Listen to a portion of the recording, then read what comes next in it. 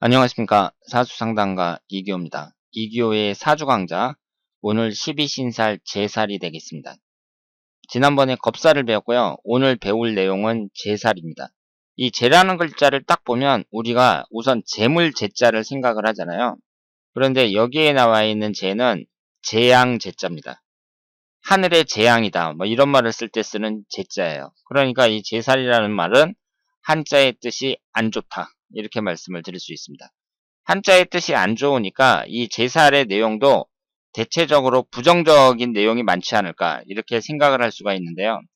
그러면 본격적인 제살의 개념에 들어가기 전에 삼합의 원리로 봤을 때 이 제살이라는 것이 어떻게 등장하는지 한번 살펴보도록 하겠습니다.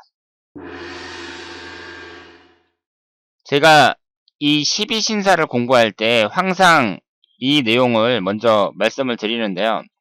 금지장화, 충역재월, 압천망육, 뒤연방겁, 이것이 바로 삼합을 통한 제살의 원리를 알 수 있습니다. 그러니까 12신살의 원리는 이 표를 보고 알 수 있다고 말씀을 드릴 수 있어요. 그러면 오늘 배울 제살은 충역재월에 나와 있죠. 충역재월.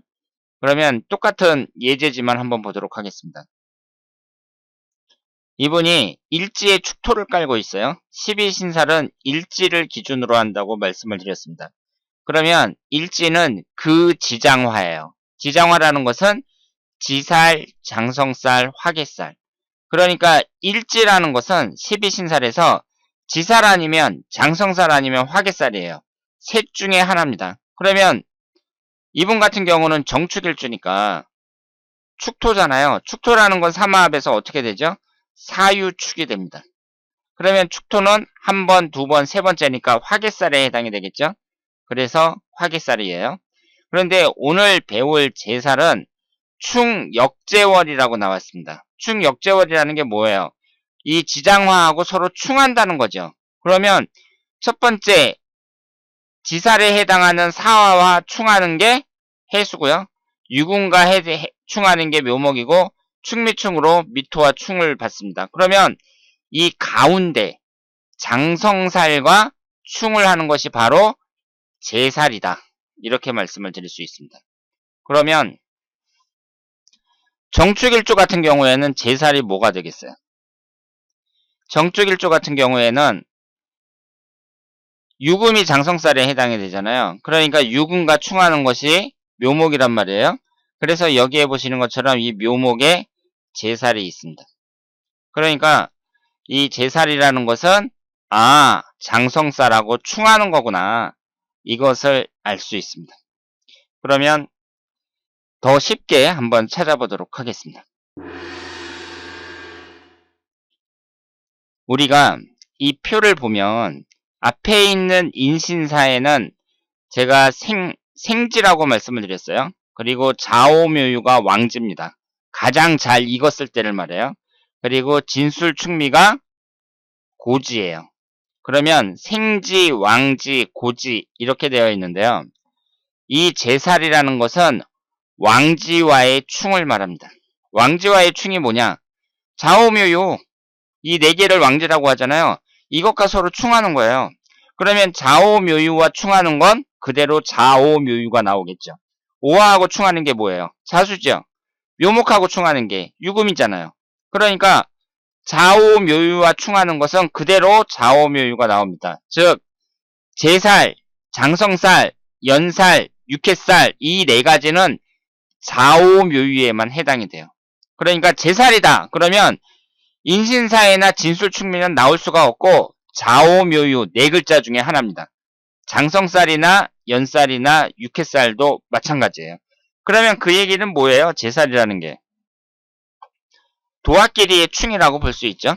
도와 충이라고 말씀을 드릴 수 있습니다.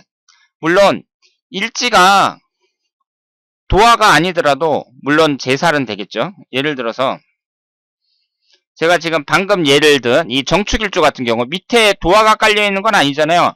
화개살이 깔려 있잖아요. 축토가 깔려 있어요. 그런데 여기에서 제살은 뭐예요? 묘목이라고 볼 수 있죠. 지금 묘목에 제살이라고 나와 있잖아요. 왜냐하면 금지장화니까 장성살과 충이 되는 게 바로 제살이거든요. 그러면 이 정축일주라는 것은 화개살을 깔고 있잖아요. 깔고 있는 건 화개살인데 장성살과 충이 되는 거니까 장성살이 뭐예요? 여기 유금에 장성살도 있죠. 장성살과 충하는 게 묘목이니까 정확하게 말씀을 드려서 일지가 도화충이 되는 것이다 이렇게 말씀을 드릴 수는 없지만 어쨌든 장성살과 충하는 거, 이 장성살이라는 게 전부 자오묘유 네 가지를 말하는 거니까 이 장성살과 충하는 것은 그대로 자오묘유 이 네 가지가 나오니까 도화끼리의 충이다 이렇게 말씀을 드릴 수 있습니다. 그래서 이 제살이라는 것은 왕지와의 충이고 도화충이다 이렇게 말씀을 드릴 수 있습니다. 그러니까 오늘 배울 내용인 제살은 뭐예요? 자오묘유 4개 중에 하나만 해당이 된다고 말씀을 드릴 수 있습니다. 진술충미라든가 인신사회라든가 이런 것은 해당이 안 돼요. 그러면 우리가 자오묘유 이 4개를 딱 봤을 때 이게 주로 어떤 내용이 담겨 있을까요? 자오묘유라는 것은 연예인들에게 많이 있다고 제가 말씀을 드렸고 이성적이고 간능적인 거 이런 것을 나타낸다고 말씀을 드렸어요. 왜냐하면 가장 잘 익었으니까 나를 뽐내고 싶잖아요. 그러니까 가장 예쁠 때를 나타내죠.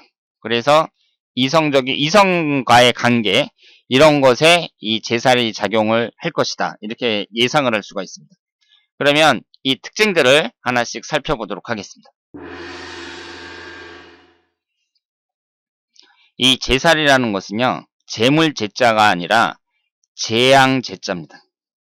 그래서 요즘에는 한자를 잘 사용을 안 하잖아요. 그래서 제가 그냥 제살이라고 표현을 하는데 여러분들이 십성의 제성운하고 12신살의 제살하고 잘 구분하시길 바랍니다. 내라는 것은 너를 나타내는 거죠. 그러니까 아이가 아니라 유를 말하는 거예요. 내가 나의 재물 등을 빼앗아 가려고 하는 것. 그럼으로써 내가 겪어야 할 손해를 말한다. 여기에서 주어는 너가 됩니다. 그러니까 겁살은 그 주어가 나였어요. 그런데 제살은 주어가 내가 아니라 너예요. 네가 나의 것을 빼앗아 가려는 것. 이것을 제살이라고 합니다. 그러니까 12신살에서는 그 주체가 누구냐 이것이 중요하다고 볼 수 있습니다.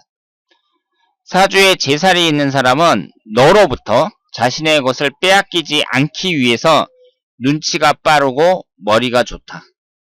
그러니까 사주에 제살이 깔려있는 사람들, 뭐 제살이 2개 있다든가 뭐 이런 사람들, 이런 분들은 머리가 좋다고 합니다. 수재들이 많다 그래요. 왜냐하면 뺏기지 않으려고 하니까 뺏기지 않으려면 어때요?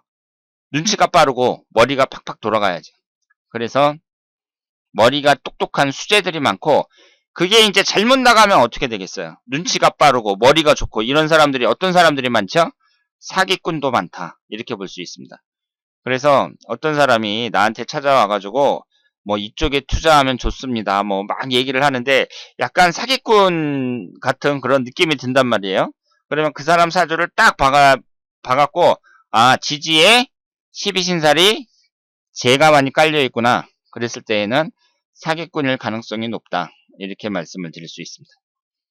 12운성에서는 태에 해당하고 수옥살이라고도 한다 그래요. 수옥살이라는 게 뭐예요? 가들 숫자에 이 감옥할 때 옥자잖아요. 그러니까 감옥에 갇힌다는 뜻이니까 교도소 간다는 뜻이죠.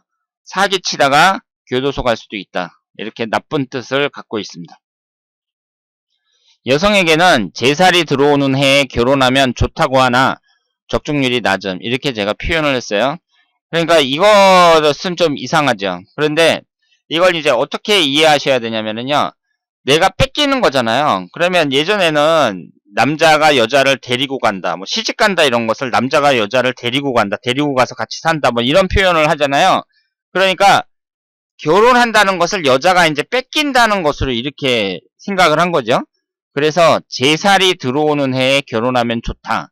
이렇게 얘기를 하는데 이것은 제가 지금까지 여러분들에게 해석했던 것과 전혀 다른 내용이죠.